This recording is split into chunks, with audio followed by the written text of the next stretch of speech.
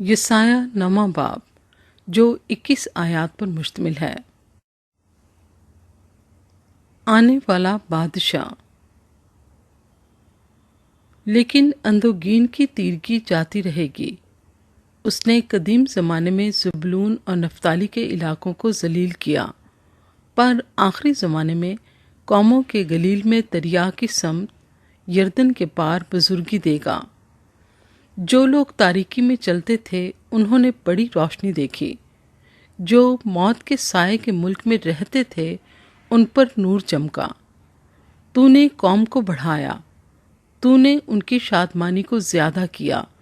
وہ تیرے حضور ایسے خوش ہیں جیسے فصل کاٹتے وقت اور غنیمت کی تقسیم کے وقت لوگ خوش ہوتے ہیں، کیونکہ تو نے ان کے بوجھ کے جوئے اور ان کے کندھے کے لٹ اور ان پر ظلم کرنے والے کے عصا کو ایسا توڑا ہے جیسا مدیان کے دن میں کیا تھا۔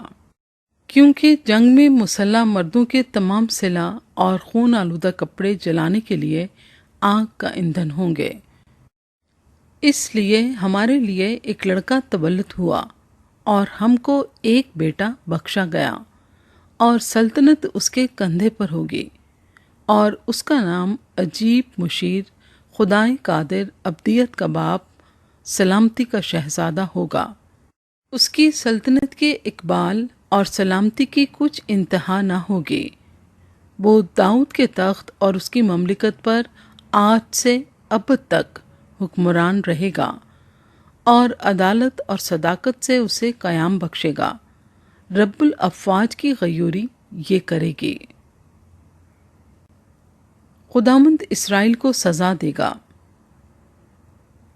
خداوند نے یعقوب کے پاس پیغام بھیجا اور وہ اسرائیل پر نازل ہوا، اور سب لوگ معلوم کریں گے، یعنی بنی افرائیم اور اہل سامریہ جو تکبر اور سخت دلی سے کہتے ہیں کہ اینٹیں گر گئیں پر ہم تراشے ہوئے پتھروں کی عمارت بنائیں گے، گولر کے درخت کاٹے گئے پر ہم دیودار لگائیں گے۔ اس لیے خداوند رزین کی مخالف گروہوں کو ان پر چڑھا لائے گا اور ان کے دشمنوں کو خود مسلح کرے گا۔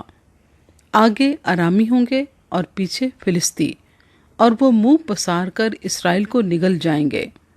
باوجود اس کے اس کا قہر نہیں ٹل گیا، بلکہ اس کا ہاتھ ہنوز بڑھا ہوا ہے۔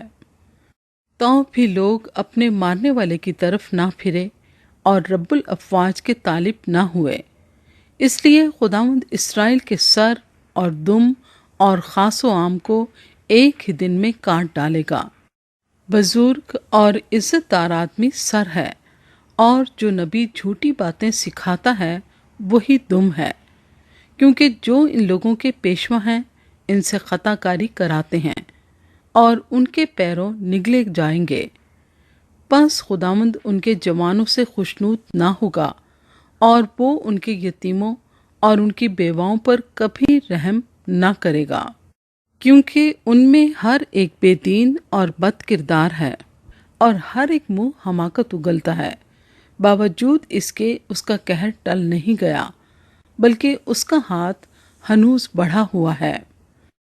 کیونکہ شرارت آگ کی طرح جلاتی ہے، وہ خس و خار کو کھا جاتی ہے، بلکہ وہ جنگل کی گنجان جھاڑیوں میں شعلہ زن ہوتی ہے، اور وہ دھوئیں کے بادل میں اوپر کو اڑ جاتی ہے۔ رب الافواج کے قہر سے یہ ملک جلایا گیا ہے، اور لوگ ایندھن کی مانند ہیں۔ کوئی اپنے بھائی پر رحم نہیں کرتا، اور کوئی داہنی طرف سے چھینے گا پر بھوکا رہے گا، اور وہ بائیں طرف سے کھائے گا پر سیر نہ ہوگا۔ ان میں سے ہر ایک آدمی اپنے بازو کا گوشت کھائے گا، منسی افرائیم کا اور افرائیم منسی کا، اور وہ مل کر یہودا کے مخالف ہوں گے۔ باوجود اس کے اس کا قہر ٹل نہیں گیا، بلکہ اس کا ہاتھ ہنوز بڑھا ہوا ہے۔